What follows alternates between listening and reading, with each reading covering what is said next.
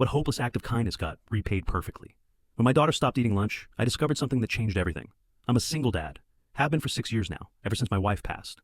It's just me and Sarah, figuring things out together. Money's always tight, but we make it work. Sarah's in 4th grade at Riverside Elementary, and honestly, that school has been our lifeline. So when she came home starving for the 3rd day straight, raiding the fridge before even putting down her backpack, I knew something was wrong. Sarah, what's going on? Why aren't you eating lunch? She looked at me with those big watery eyes, and just broke down. Mrs. Harrison is losing her apartment, Dad. She has to be out in 5 days. I knew Mrs. Harrison. Every parent did. She was the teacher who kept granola bars in her desk for kids who forgot breakfast.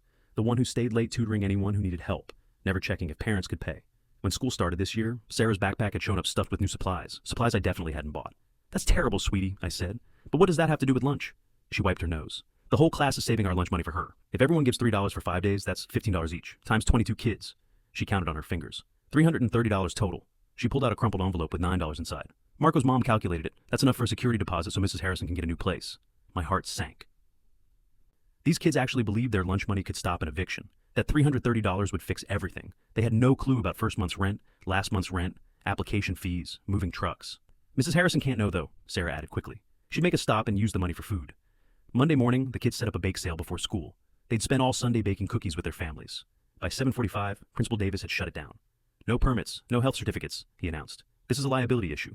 They'd made $8.50 from 2 teachers before he made them throw everything in the trash. That night, I created a group text with 12 parents I knew from school events, explained the situation, suggested we each contribute $50. The responses came fast. Not our responsibility, Jennifer. My husband says we can't get involved in personal matters. Marcus. She knew what teachers made when she took the job.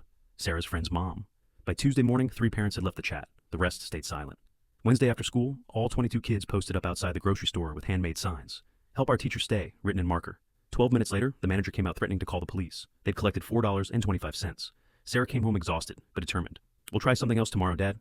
Thursday during pickup, I watched them set up in the parking lot. They'd brought toys from home to sell, Pokemon cards, favorite books, stuffed animals. They made $23 before Principal Davis appeared. This ends now, he announced loudly so every parent could hear. Any student doing unauthorized fundraising will face suspension. I followed him to his office while the kids packed up their things. Some were crying. They're just trying to help their teacher. Davis didn't look up from his computer. Mrs. Harrison's financial issues aren't the school's problem. I've already hired her replacement for January.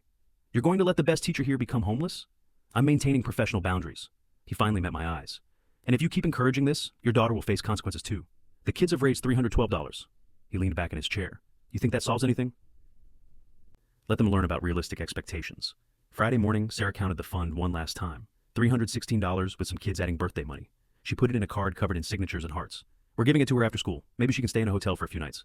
Mrs. Harrison was loading her car at noon. The kids surrounded her crying as she put the last box in her trunk. Sarah pressed the envelope into her hands. My phone rang.